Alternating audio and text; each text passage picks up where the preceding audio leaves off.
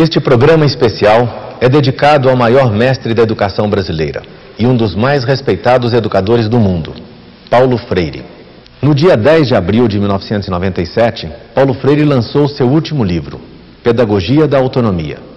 No lançamento, o educador foi homenageado com uma representação teatral inspirada em seu trabalho, na linha do teatro do oprimido. Bom, pessoal, boa noite. Eu estou aqui hoje para contar para vocês uma história. Isso já aconteceu há muito tempo, quando o mundo foi criado. Existiam muitas coisas naquele planeta, como por exemplo, a gente vai ver já já no espetáculo. Chegou aí. O Paulo Freire chegou aí, gente, vambora. Era uma vez o bicho gente.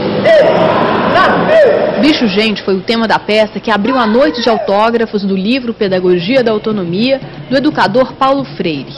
A obra foi representada por atores operários da empresa Legas Metal, com a direção de Juliana Graciani, do Núcleo de Trabalhos Comunitários da PUC São Paulo. A formação do grupo foi inspirada na ideologia e na pedagogia de Paulo Freire. Ah, o Barba! Exatamente. Não passa aqui não, você vai molhar. Ensinar exige amor, amor ao ensino e amor à pessoa com quem se trabalha para ensinar. Exige humildade, exige esperança, exige tolerância. Quer dizer, você não pode ensinar se você se sente mal com o outro, porque o outro é simplesmente diferente de você. Quer dizer, a intolerância inviabiliza o ensinar. Esse cara é idealista, sonhador. Sim, eu aceito o desafio de ser o sonhador. Ah, é? E lutar por essa pauta. Tá bom, então vamos cuidar. E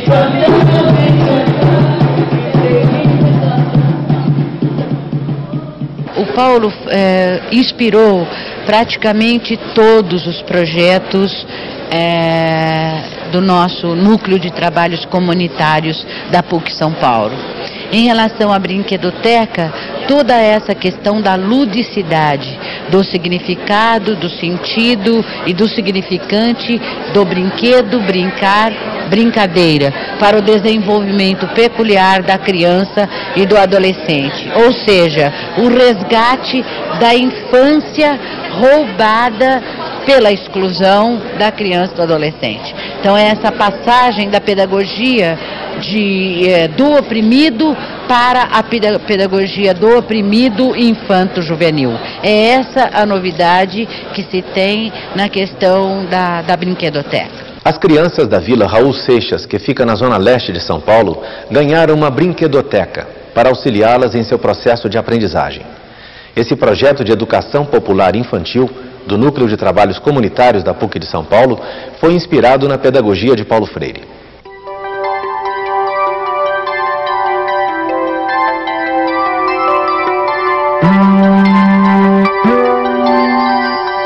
Tudo começou com um ônibus lotado de alegria. Carregado de brinquedos, ele chegou à Vila Raul Seixas há 4 anos atrás. Faz 2 anos que ele foi embora, mas deixou aqui a primeira brinquedoteca popular de São Paulo.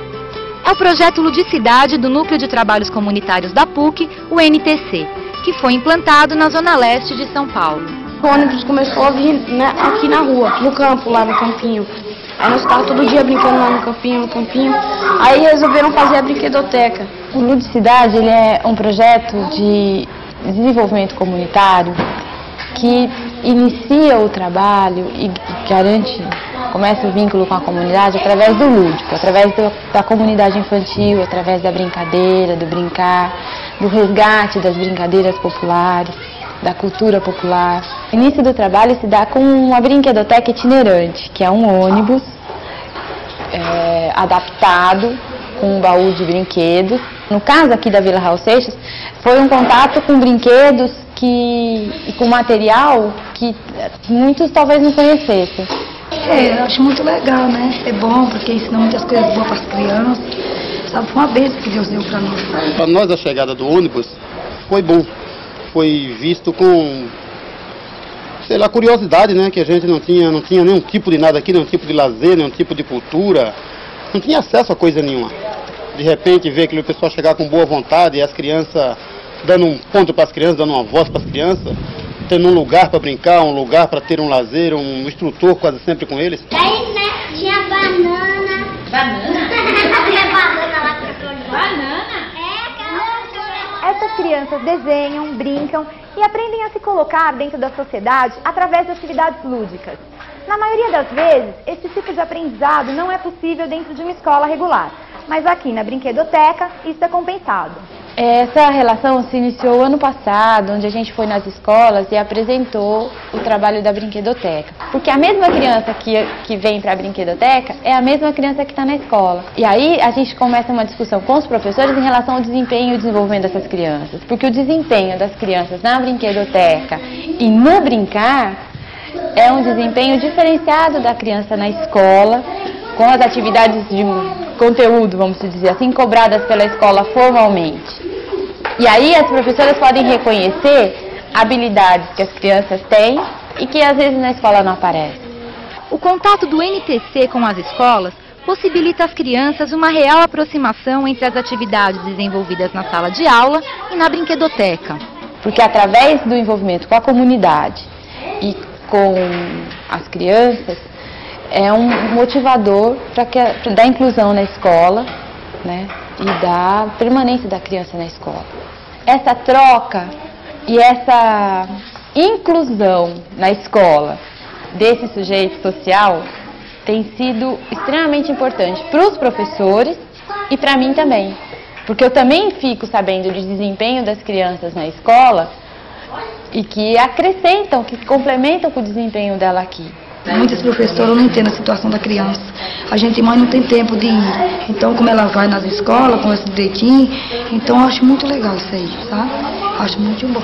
Eu não posso chegar na escola e colocar os avanços que o Ludicidade consegue com as crianças, porque existe uma falta de preparo deles, que não é responsabilidade exclusiva deles. Os resultados e o entusiasmo das crianças acabou contagiando os adultos, que se envolveram na construção da Brinquedoteca, carinhosamente apelidada de a Casa das Crianças. O auge da participação da comunidade adulta vem quando o ônibus já vai finalizando a sua fase na comunidade e inicia-se a discussão se a comunidade quer ou não uma brinquedoteca comunitária. Acabou a assistência do ônibus assim que a construção foi entregue. Nossa, foi um sufoco. Mas graças a Deus está aí, no final veio a vitória, né? Tá aí a molecada hoje, como está aqui a Dani, como está ali a Vivian. Todo mundo hoje se integrando ali dentro. A gente nem acredita. É um sonho. É um sonho que foi realizado. Numa folha qualquer eu desenho um sol amarelo. E com 5 ou 6 retas é fácil fazer um castelo. Com o lápis em torno da mão e me dou uma luva. Tchau! Tchau! O professor Júlio Weiner, do Departamento de Comunicação Jornalística da PUC de São Paulo, desenvolve um projeto multimídia sobre a obra de Paulo Freire. Saiba mais sobre este trabalho. Esse pontilhão em cima do qual a gente está conversando é o resultado da briga aqui, de gente como essa, quer dizer, o poder público... Paulo Freire em Ação é o nome do projeto que o professor de jornalismo da PUC, Júlio Weiner, e sua sócia na produtora Altermídia, Sativada, estão desenvolvendo há 1 ano e meio sobre a vida e o trabalho deste filósofo da educação. Em novembro de 1995, visitou o Brasil o matemático Seymour Papert, a maior autoridade mundial em informática aplicada ao ensino. Ele fez questão de conhecer Paulo Freire e de trocar ideias com ele sobre o uso do computador na educação popular. A TV PUC registrou com exclusividade esse encontro único. It's more ridiculous than the idea that this technology can be used to improve school. It's going to displace school in the way we have understood school. Of course, there will always be, we hope, places where children will come together with other people. A fala dele é profundamente estimuladora. Your speech was profoundly stimulating. E por isso mesmo desafiadora, quer dizer, ela instiga. investigating him? Eu gostaria de, em primeiro lugar, fazer assim uma espécie de listagem temática ou de temas geradores para usar uma terminologia minha, que eu capto e eu captei no discurso. Por exemplo, a dimensão histórica, the historical dimension, história e tecnologia, the history and technology, história, geração e tecnologia, history, generation and technology, cultura, falando em cultura, eu incluo imediatamente cultura de classe. Uma coisa, por exemplo, é que eu tenho um neto hoje de 23 anos, um baita especialista nesse negócio de como é que chama isso? Neto, não sei o quê. Ele faz um diabo com isso já. E tem a neta de 6 anos operando o computador. Mas isso é a minoria da sociedade brasileira. Em 1996, Paulo Freire abrilhantou as comemorações dos 50 anos da PUC de São Paulo com sua participação no seminário internacional O Simbólico e o Diabólico. Reveja um pouco do seu depoimento. Eu diria que a minha vida como educador e, portanto, como político, tem girado centralmente sobre esse tema. Nem sempre necessariamente me referindo ao simbolismo, ao diabolismo, mas sempre, por exemplo, e sobretudo agora, de 5 ou 6 anos para cá, insistindo fortemente na questão da utopia, na questão do sonho, na questão da esperança, na questão da ética. Eu venho falando tanto sobre essas coisas e escrevendo que às vezes até quando eu abro a boca, a impressão que eu tenho é que o aluno vai me dizer: Paulo, vai falar sobre a utopia? Porque isso está presente, está no meu corpo, está na minha convicção. No dia 17 de abril de 1997, Paulo Freire concedeu a sua última entrevista à repórter Luciana Burlamac, da TV PUC. Você verá agora a íntegra da fala do professor, que foi reproduzida em parte por diversos telejornais brasileiros no dia de sua morte. Eu estou absolutamente feliz por estar vivo ainda e ter acompanhado essa marcha, que, como outras marchas históricas, revelam o ímpeto da vontade amorosa de mudar o mundo, essa marcha dos chamados sem terra. Eu morreria feliz se eu visse o Brasil cheio em seu tempo histórico de marchas, marcha dos que não têm escola, marcha dos reprovados, marcha dos que querem amar e não podem, marcha dos que se recusam a uma obediência servil, marcha dos que se rebelam, marcha dos que querem ser e estão proibidos de ser. Eu acho que, afinal de contas, as marchas são andarilhagens históricas pelo mundo. E os sem terra constituem, para mim, hoje, uma das expressões mais fortes da vida política e da vida cívica desse país.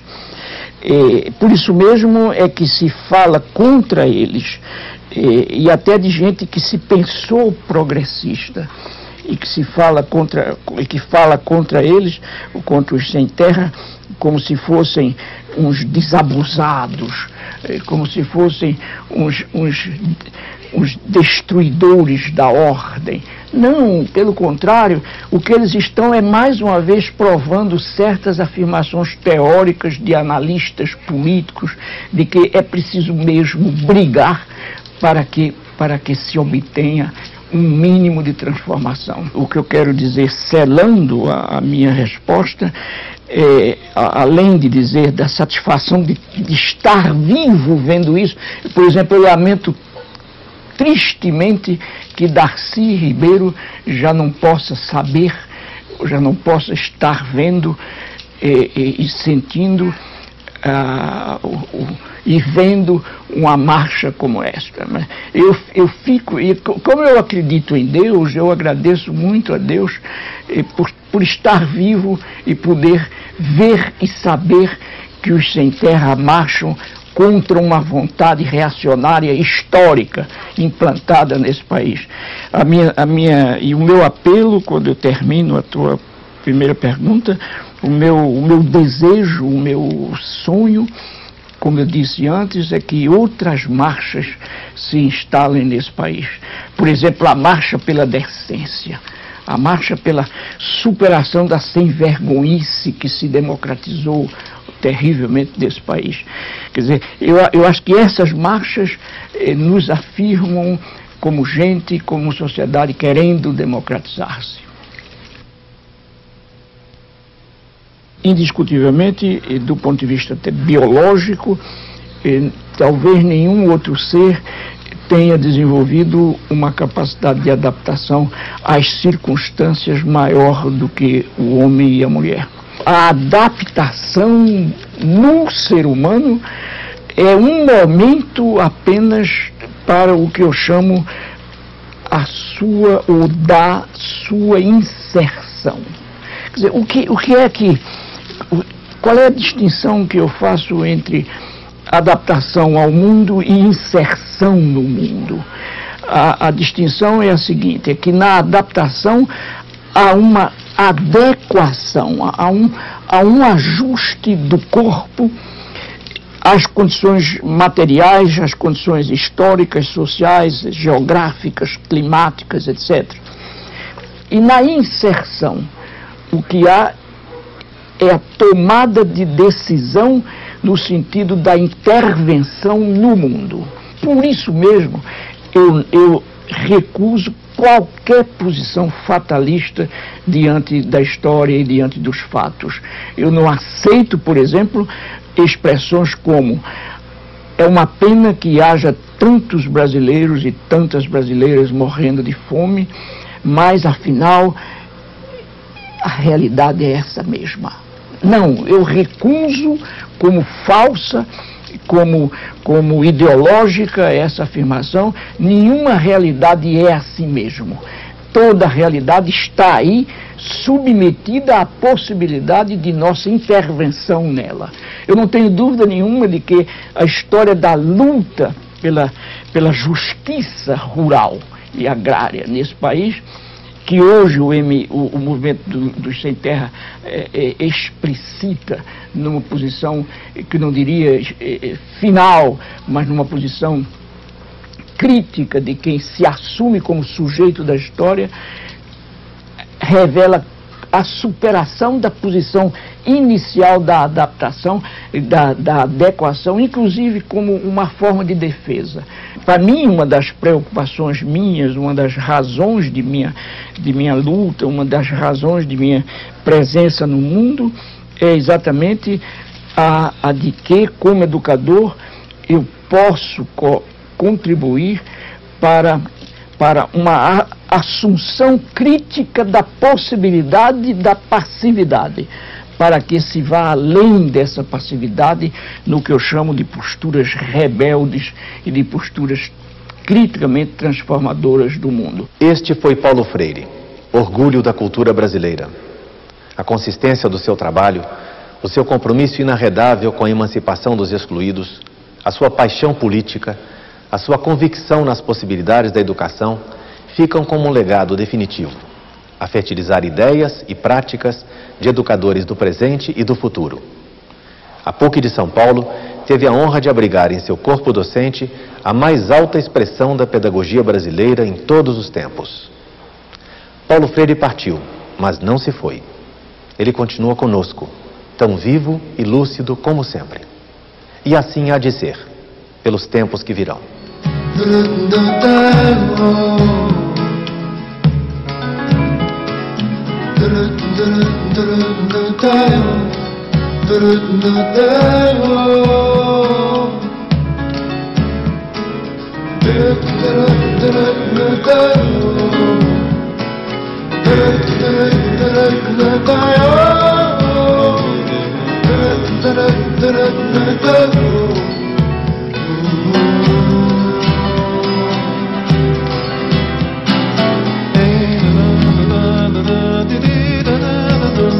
na